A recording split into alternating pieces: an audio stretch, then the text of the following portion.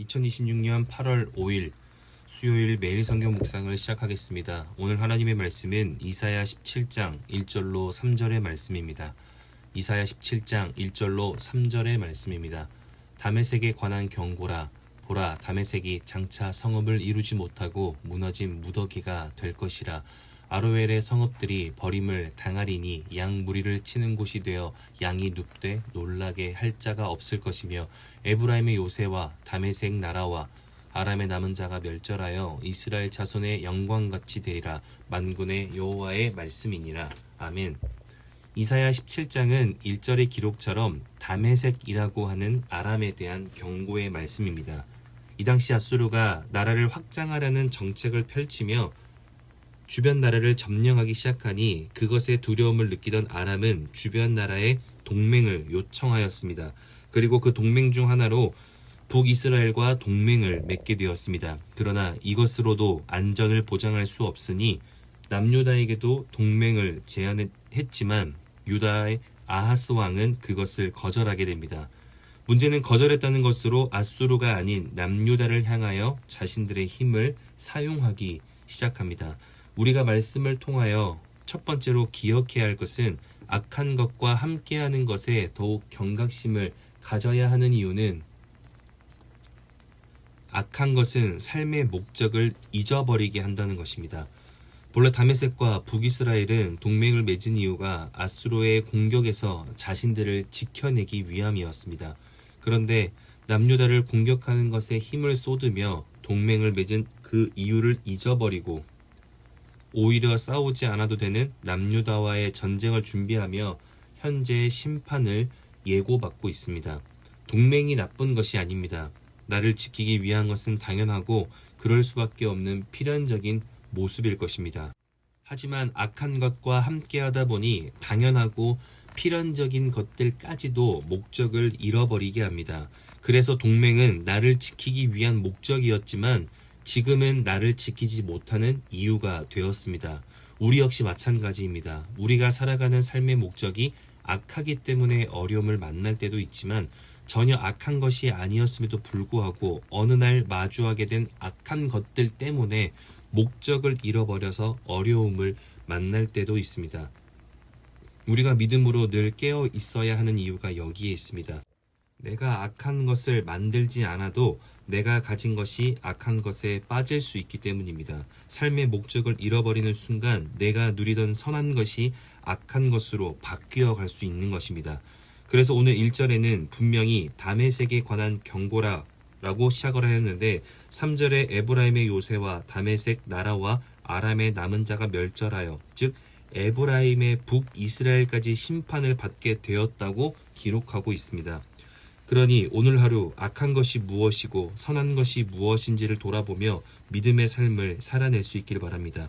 악한 것인 줄 알고도 받아들이고 그것을 사용하고 그것을 행동하는 사람은 많지 않을 것입니다. 그러나 함께하는 중에 목적을 잃어버리기 시작할 때 내 안에 존재하는 욕심과 욕망과 바램들이 목적보다 앞서기 시작하며 목적이 없으니 그날의 흐름대로 살기 시작하고 그래서 악한 것에서 멈추게 되는 것입니다. 하나님이 우리의 삶에 악한 것이 기준되지 못하도록 막으시기 때문입니다. 그러니 오늘 하루 삶의 목적을 하나님께로 다시 한번 바로할 수 있기를 바랍니다. 두 번째로 기억해야 될 것은 하나님은 그럼에도 우리를 사랑하는 분이시라는 사실입니다. 무슨 말인가 하면 심판에 대한 이야기가 이어지며 4절과 5절에 그날에 야곱의 영광이 쇠하고 그의 살찐 몸이 파리하리니 마치 추수하는 자가 곡식을 거두어 가지고 그의 손으로 이삭을 벤 것 같고 르바임 골짜기에서 이삭을 주운 것 같으리라. 하나님이 허락하셨던 야곱의 영광과 살찐 몸마저 잃어버리게 될 것이라고 말합니다. 그런데 하나님은 돌이킬 수 있는 근거와 돌이키면 구원받을 수 있는 근거를 이어 말씀하십니다. 6절에 그러나 그 안에 주울 것이 남으리니 감람나무를 흔들 때에 가장 높은 가지 꼭대기에 과일 2-3개가 남음 같겠고 무성한 나무의 가장 먼 가지에 4-5개가 남음 같으리라. 이스라엘의 하나님 여호와의 말씀이니라. 하나님은 우리의 삶에 반드시 그분의 사랑을 남기십니다. 그러나 오늘 본문의 다메섹과 북이스라엘은 결국 10절에 구원의 하나님을 잊어버리고 우리의 능력에 반석되어 주시는 하나님의 말씀과 그 계획과 그 뜻을 마음에 두지 못하고 결국 내가 기뻐하는 나무를 심으며 이방의 나무가지도 이종하는도다.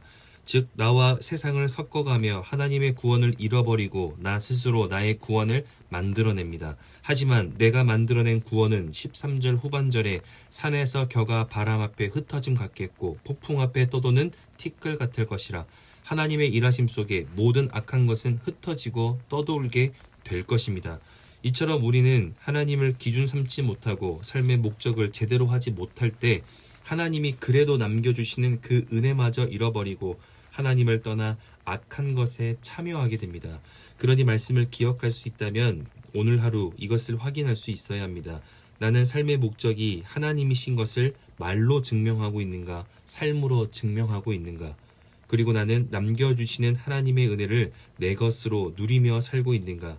오늘 말씀을 기준하여 우리의 삶과 세상을 돌아보면 모든 사람은 하나님의 은혜 속에 살아가고 있음을 깨닫게 됩니다. 왜냐하면 하나님은 악함으로 살아가는 그 삶의 자리에도 그분의 사랑을 남겨두시기 때문입니다. 그러니 그 누구라 할지라도 하나님의 은혜를 가지고 살아갈 수밖에 없습니다. 하지만 모두가 그 은혜를 누리며 살지는 않습니다.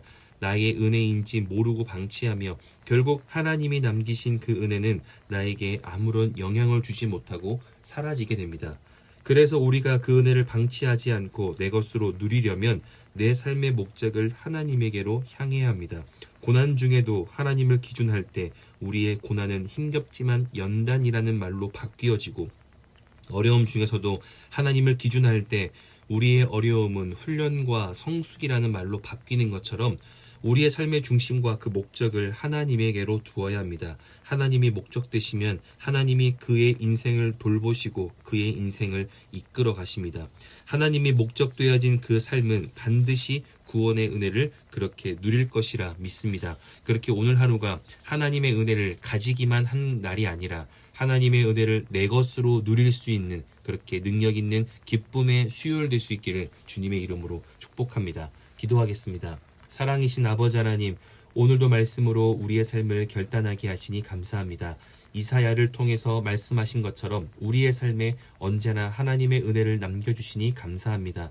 그 은혜에 알맞은 삶을 내가 살아가기를 원하오니 하나님을 목적으로 삼아낼 수 있는 믿음을 주시고 어떤 경우에도 하나님이 목적되어진 것을 포기하지 않고 외면하지 않도록 믿음을 지켜낼 수 있는 담대함과 그에 맞는 힘과 능력을 허락하여 주시옵소서. 그렇게 복된 날로 인도하실 주님께 감사와 찬양을 드리며 이제는 우리 주 예수 그리스도의 은혜와 하나님의 사랑하심과 성령의 내주교통 역사하심이 하나님이 허락하시는 그 은혜가 내 인생에 있음을 기억하며 그 은혜 앞에 부끄럽지 않은 삶을 살아내기로 결단하고 돌아가는 함께 예배하는 모든 하나님의 사람들 머리 위에 그리고 멀리 해외군의 지방에 있는 가족들, 우리 교회 환우들과 우리 교회와 복중의 생명까지 이제로부터 영원토록 함께 없시기를 간절히 축원하옵나이다. 아멘.